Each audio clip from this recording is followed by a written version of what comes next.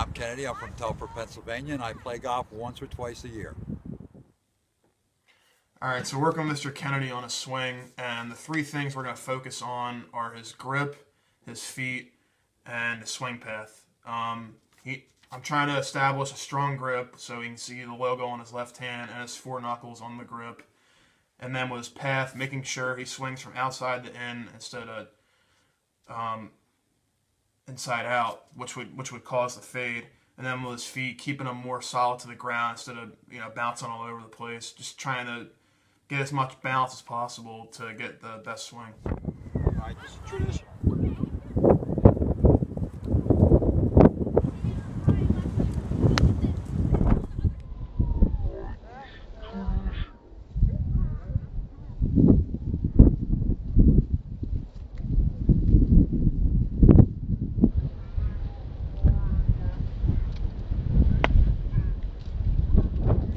All right, this is tradition.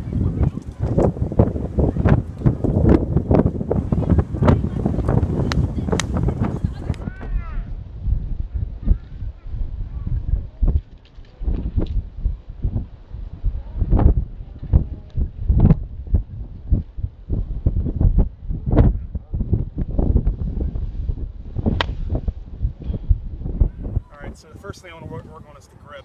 You want to take your left hand and put it right there like that. So the logo's facing up, you can see the logo. And then take your right hand, bring it right under like that so you can see your four knuckles. Right. So I noticed a lot when you're hitting a lot of your solid shots, it was a left to right ball fade. So that's a fade. So, all right, so yeah.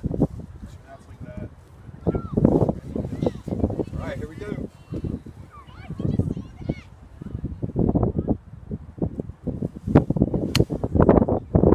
Holy mackerel.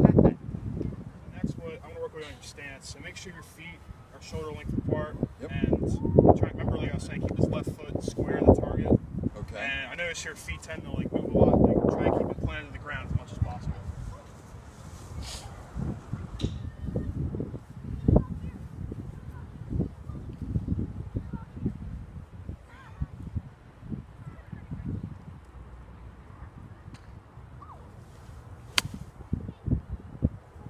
Not bad at all. Good. Make sure you're pointing your shoulder to your target.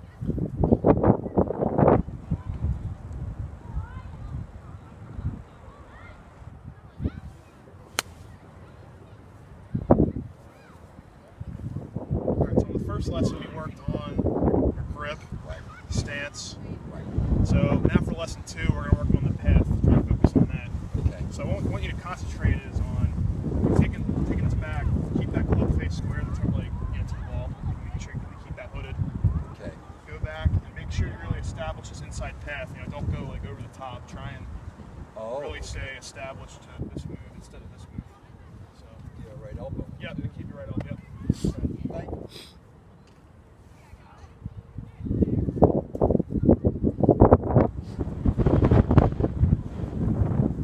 Ready?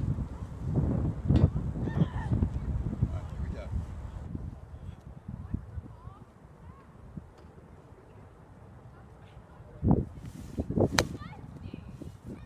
A couple things I learned from the lesson were the following. One, keep my feet still. Two, the grip is really different. I've never experienced anything like that. And the third thing I learned was trying to make sure to strike down on the ball, not have that right elbow flying out there, bring it a little bit more tighter, and really try and come into the ball a little bit deeper. So those are the three things I learned. All right, Mr. Kennedy is a beginning golfer, and what I noticed right from the start, he's hitting it thin and low. So, and if he was playing a fade at times, so I was trying to get him more hitting a draw. But I'd say the main two things we worked on was his grip. It was very weak at first, so we tried bringing his left hand over and his right hand so we could see the four knuckles. That's a stronger grip, and that'll get rid of that'll help in getting rid of the fade and more playing with the draw. And same thing with the path. He was coming like over the top at first, and I was trying to get him to go from like an inside to outside path.